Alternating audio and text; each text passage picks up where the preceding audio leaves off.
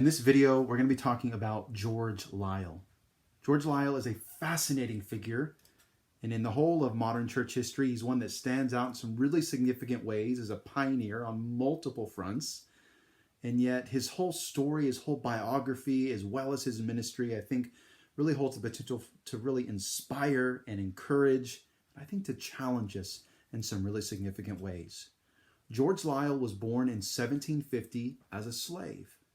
He was owned by another human being.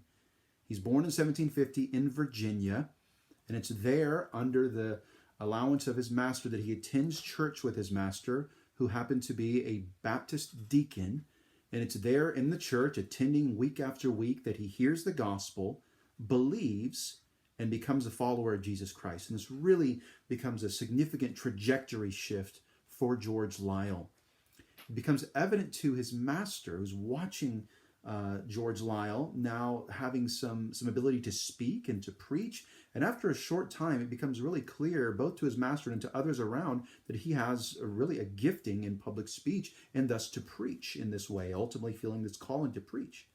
And so seeing this gift, his master, to his credit, allows him some significant leeway to preach to other enslaved people in the region. Remember, this is in Virginia. Virginia is really the heart of slavery in British North America.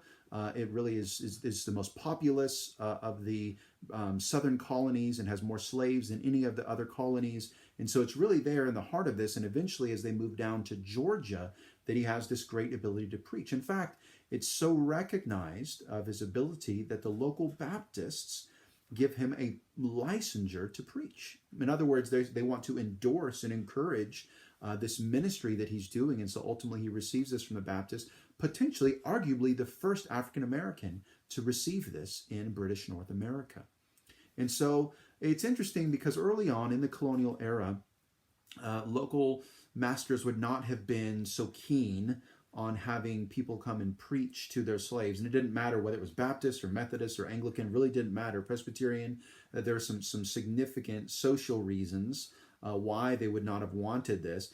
But as long as the preachers are not talking too much about freedom, they begin to be a little bit more open to this as we get closer to the American Revolution, and really so ultimately after the American Revolution, toward the end of the 18th century, they're more open to this.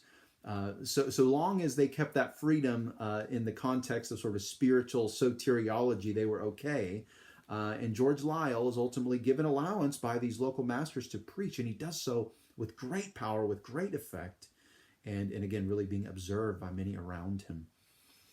He becomes not only a preacher and an itinerant in this way, but George Liele also becomes a pastor. He founds a church in Savannah, Georgia. Again, he and his master had made their way down into Georgia, which was a new colony at the time. And they come down into this pioneer land, and he founds a church. He's preaching. Many people are saved and converted under his ministry. And throughout the 1770s, there's a little bit of a discussion which year it is, whether this is the absolute first African-American church to be founded in British North America. There might be one in South Carolina. There might be one in Virginia. They're really close in time in the 1770s. Whether or not his is the first, certainly his ministry preaching is right on that pioneer cusp, even if it's organized a year or two after the one in Virginia and South Carolina. The debate goes on, and yet still very much a pioneer in this way, in really significant measure. There's a lot of things going on politically in the 1770s. We think about the American Revolution, right? There is a war that is brewing in British North America that ultimately becomes a bloody battle that goes on for several years that we know as the American Revolution. And it's there that George Liele, he's been freed recently by his master. There's some really significant, sort of detail that I could offer there, but for simplicity's sake, he's able to attain his freedom, and he sees an opportunity to really hold on to that freedom while family members are trying to seek after him. And so the British, as they come into Georgia and in other parts of North America for that matter, they promise that any slaves that would come to their aid, that they would be promised freedom. And so George Liele takes this as an opportunity in the 1770s and into the by this point into the early 1780s, and he takes a ship to Jamaica. This is basically what it is. is, okay, you can be free now. The British will take you in basically as war collateral here. They're going to take advantage of this and offering freedom, probably less for humanitarian reasons and more so to hurt their enemy, that is the American colonists. But whatever it is, George Liele's quite glad to be able to take this offer, but he has no money and he has nowhere to go. Where does he go? And so he sells himself as an indentured servant, and goes to Jamaica, basically saying you're selling yourself into a sort of short-term slavery.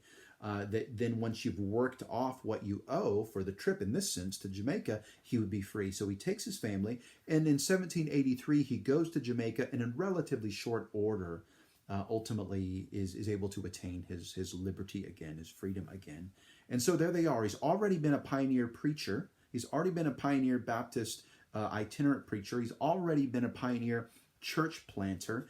And now he's in Jamaica. And in Jamaica, he becomes a zealous missionary. No doubt this was also part of the reason that he goes where he goes. And God's providence, there's a lot going on here. But it seems that this is already on his mind. And he goes there to Jamaica, becomes a powerful missionary, preaching to thousands of people. Truly, perhaps up to 8,000 people hear him preach in this relatively short amount of time.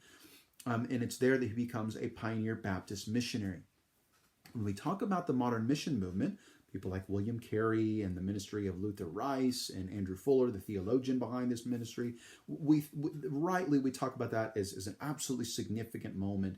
About a decade later, in 1793, is when William Carey is going to India. Very significant. Absolutely, we want to talk about that. But think about this. A decade earlier, George Liele, an American, a freed slave, going internationally, we can call it, he's going to British Jamaica. He himself is now becoming an international missionary in that sense.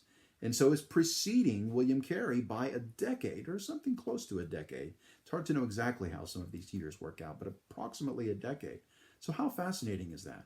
So he has this long tenured ministry in Jamaica, great effect, founds another church there. And this ministry becomes so significant in Jamaica, and he has such a passion and zeal for the Great Commission that they begin sending missionaries back to Africa, to the place where his ancestors had come from, been taken, no doubt. And he knows the darkness that is there in terms of the light of the gospel having only a flicker in many places.